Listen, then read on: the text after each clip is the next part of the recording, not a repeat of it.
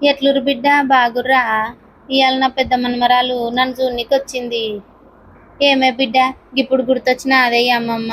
మొన్న చిన్నదేనేం కదనే వచ్చి చూసిపాయే నన్ను.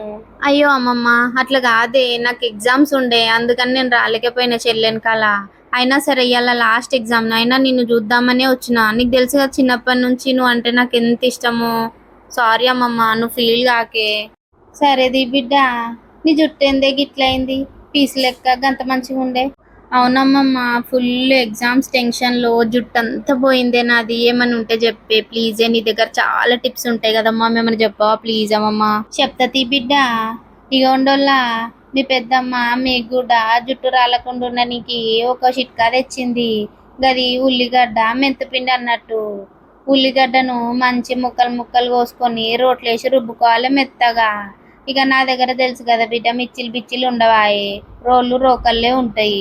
నేను ఇట్లా రోట్లో రుబ్బుకున్నా, మీరుంటే మిర్చికి వేసుకోండి. రుబ్బుకున్న ముద్దను ఇట్లా పక్కన ఒక గిన్నెలకు ఎత్తి పెట్టుకోవాలన్నట్టు.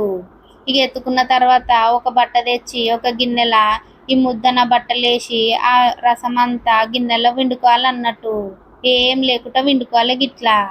ఇక రసం అంతా వండుకున్న తర్వాత ముద్దను పక్కన పడేయాలి.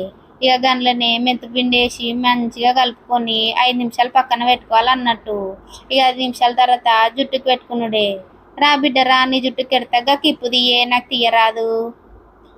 గిట్ట మంచిగా జుట్టని తిరబోసి మెల్లమెల్లగా పాపడలు తీసుకుంటా పెట్టాలన్నట్టు. పాయలు పాయలు తీసుకుంటా పెట్టాలి. మొత్తం మాడంతా పెట్టాలి. జుట్టుకు లేకున్నా ఏం కాదు కానీ మాడంతా ఇంకేటట్టు పెట్టాలవ్వా ఈ రసం అనేది. ఇక మంచిగా పెట్టాలి. మొత్తం పెట్టిన తర్వాత లూజుగా కొప్పు కట్టాలి, బిగ్గిర కట్టొద్దు అన్నట్టు. పో బిడ్డ, అర్ధగంట అయినాక తానం చేయిపో.